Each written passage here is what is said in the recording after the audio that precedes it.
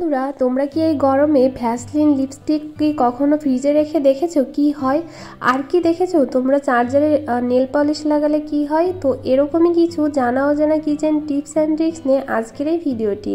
আশা করবো এই ভিডিওটি কিন্তু তোমাদের প্রত্যেকটা গৃহিণীর জন্য কিন্তু খুবই মূল্যবান হতে চলেছে। তাই অনুরোধ থাকবে যে ভিডিওটি কিন্তু কোনোভাবে স্কিপ না করে সম্পূর্ণ দেখার। তো বন্ধুরা, আমি Sangeeta, welcome to my Sangeeta's lifestyle. আশা করছি তোমরা সবাই ভালো আছো। তো চলো আজকে আমার প্রথম কি টিপস থাকছে তোমাদেরকে সঙ্গে শেয়ার করি। তো দেখো বন্ধুরা, লিপস্টিক আর হচ্ছে ভ্যাসলিন, এই যে গরম পড়েছে আর এই গরমে দেখবে যে লিপস্টিক ভ্যাসলিন কিন্তু একেবারে গলে যায়। এটা কিন্তু প্রত্যেকের ক্ষেত্রে কিন্তু এরকমটা হয়। তো তোমরা কি করবে বন্ধুরা, যে ভ্যাসলিনটা তো আমাদের গরমের সময় কোনো কাজেই লাগে না, এটা কিন্তু শীতকালে কাজে লাগে। আর ভ্যাসলিন কিন্তু ডেটটাও কিন্তু অনেক দিন পর্যন্তই থাকে। আর লিপস্টিক আমরা কিন্তু যখনই ঠোঁটে দিতে যাই তখন কিন্তু অনেকটা গলা গলা ভাব থাকে, সেটা কিন্তু একদমই ভালো লাগে না।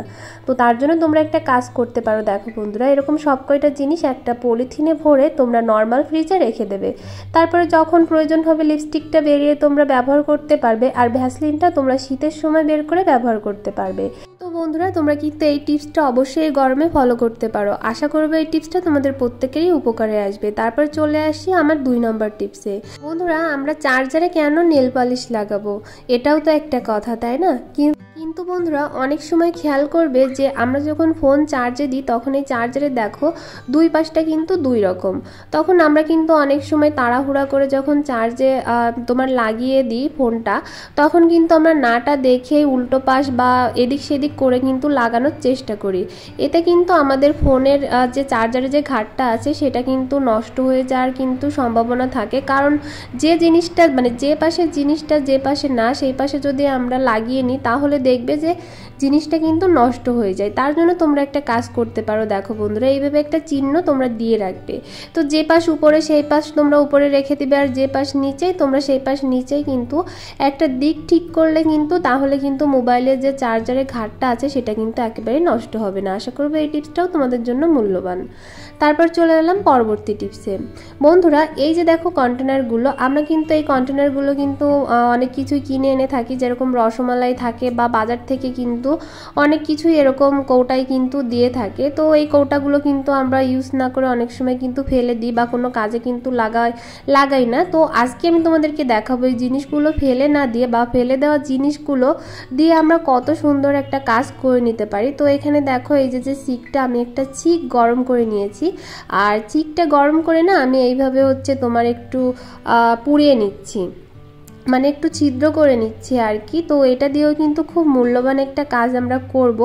সব গৃহিণীরা যদি এরকম ফেলে দেওয়া জিনিসগুলো দিয়ে যদি সংসারের কাজগুলো করে তারপরে যদি জিনিসগুলোকে ফেলে দাও, তাহলে কিন্তু আমাদের সংসারে কিছুটা হলেও কিন্তু টাকা সাশ্রয় হবে, আর কিছুটা হলেও কিন্তু আমাদের উপকারটাও হচ্ছে। তো চলো, এটা কিন্তু আমার ছিদ্র করা হয়ে গিয়েছে। তো সব জায়গায় কিন্তু একটা দুটো করে কিন্তু আমি ছিদ্রটা করে নিয়েছি, আর আমার কোনো রকম ছিদ্র করা লাগবে না, এই কটাই যথেষ্ট। তো চলো এটা দিয়ে কি কাজ করব। দেখো বন্ধুরা, সিঙ্কে কিন্তু আমরা থালা বাসন রেখে থাকি। তো অনেক সময় দেখা যায় একটা ভাত তরি তরকারির খোসা এরকম কিন্তু থেকে থাকে। অনেক সময় কিন্তু ভুলবশত আমরা সিঙ্কের ভিতরে ধোয়ার সময় কিন্তু এটা সিঙ্কের যে ছিদ্রটা আছে সেটা দিয়ে কিন্তু তোমার বের হয়ে যায়। তার ফলে কি হয়, আমাদের সিঙ্কের ছিদ্রটা কিন্তু বন্ধ হয়ে যায়। তারপরে কিন্তু আমাদের অনেক বড় সমস্যায় পড়তে হয়। যেহেতু জল যদি না যায় আমরা কিচেনের কাজগুলো করব কি করে, তার জন্য কিন্তু লোক ডাকো, সেটা ঠিক করো, এরকম কিন্তু অনেক সমস্যায় পড়তে হয়। তার জন্য দেখো তোমরা এরকম একটা কন্টেনার ফুটো করে নিলে, তারপরে যখন তোমরা থালা বাসনটা ধুবে তখন এই আগে থেকে এই তরকারির খোসাগুলো যদি এই কন্টেনারের ভিতর যদি রেখে দাও, তাহলে দেখবে তোমাদের সিঙ্কের ছিদ্রটা কিন্তু কোনোভাবে বন্ধ হয়ে যাবে না, আর খুব সুন্দরভাবে কিন্তু তোমাদের কাজটাও কমপ্লিট হয়ে যাবে। বন্ধুরা, আশা করবো আমার এই টিপসটাও তোমাদের প্রত্যেকের জন্য কিন্তু খুবই মূল্যবান। যদি ভালো লাগে একটা লাইক দিতে ভুলো না। তারপর চলে আসি আমার 4 নম্বর টিপসে। বন্ধুরা, এই টিপসটা হবে কাঠের চামচ দিয়ে। দেখো এই চামচটা কিন্তু আমার কাঠের চামচ হচ্ছে 2 থেকে 3টা। তো আমি সব সময় তো সব চামচগুলো ব্যবহার করা হয় না, তো একটা ইউজ করি আর একটা হচ্ছে তোমার রেখে দিই। তো রেখে দিয়ে দেখো অবস্থাটা কি হয়েছে। তো এরকম দেখবে যে কাঠের চামচগুলো যদি তো অনেক দিন পর্যন্ত রেখে দাও, তাহলে কিন্তু সেগুলোতে এরকম সাদা সাদা কিন্তু ছত্রাক জন্ম নেয়। তো সেই ক্ষেত্রে এটা তোমরা কিভাবে ওঠাবে আর এই কাঠের চামচগুলো তোমরা কিভাবে অনেক দিন পর্যন্ত ভালো রাখবে, কোনো কোনো রকম এরকম সাদা ছত্রাক জন্মাবে না, সেরকম একটা টিপস। এখানে দেখো আমি 1 চিমটি লবণ নিয়ে নিয়েছি, আর হচ্ছে লেবু দিয়ে কিন্তু ভালো করে আমি কাঠের চামচটাকে তোমার ভালো করে ঘষে নিচ্ছি। দেখবে যে একেবারেই যে ছত্রাকটা ছিল সেটা কিন্তু একেবারে উঠে যাবে। তো ভাবছো যে এখানে তো আমি যে কোনো লিকুইড বা যে কোনো মাজনি দিয়ে মেজে নিতে পারতাম। হ্যাঁ বন্ধুরা, পারতাম, কিন্তু যেহেতু আমি একটু লবণ আর লেবু দিয়েছি, এটাতে কিন্তু আমি যদি পরবর্তী সময় এটাকে রেখে দিই তাহলে কিন্তু এই লেবুর আর এই লবণের জন্য কিন্তু কোনো রকম ছত্রাকার জন্ম নেবে না। আর তারপরে যে কাজটা করব বন্ধুরা, এটা তো আমি তোমাদেরকে ক্লিন করা দেখালাম যে সাদা ছত্রাক তোমরা কিভাবে ক্লিন করবে। তো দেখো ক্লিন করে আমি ধুয়ে মুছে নিচ্ছি। আর এবার দেখাবো তোমরা এটা কিভাবে অনেকদিন পর্যন্ত রেখে দিলেও কোনোভাবে ছত্রাকটা জন্ম নেবে না। তার জন্য কি করবে বন্ধুরা, দেখো আমাদের প্রত্যেকের ঘরে কিন্তু সরিষার তেল থাকে। তো এরকম হালকা একটু সরিষার তেল সব জায়গাতে ভালো করে লাগিয়ে নেবে, মানে কাঠের যে চামচটা তার কিন্তু সব জায়গাতে এইভাবে সুন্দর করে লাগিয়ে নেবে। তাহলে দেখবে তুমি এটা যদি মাসের পর মাসও যদি ড্রয়ারে রেখে দাও বা বক্সে করে রেখে দাও, তাহলে কিন্তু কোনোভাবেই কিন্তু এটাতে তোমার সাদা ছত্রাক জন্ম নেবে না। আশা করবো এই টিপসটা তোমাদের প্রত্যেকেরই উপকারে আসবে। চলে এলাম আমার পরবর্তী সর্বশেষ টিপসে। বন্ধুরা, আমরা বটিতে কেন মোজা পরাবো? তো এটাও কিন্তু খুবই মূল্যবান একটা টিপস। কারণ বন্ধুরা দেখো, আমরা কিন্তু এই বটিগুলো তো সচরাচর তরকারি কেটে কিন্তু রেখে দিই, আমরা কিন্তু সবসময় এই বটিটাকে কিন্তু ধুয়ে রাখি না। আর বারবার এই লোহার জিনিস ধুলে কিন্তু সেটাও কিন্তু তোমার জং ধরে যায়, এটা কিন্তু আমরা সবাই জানি।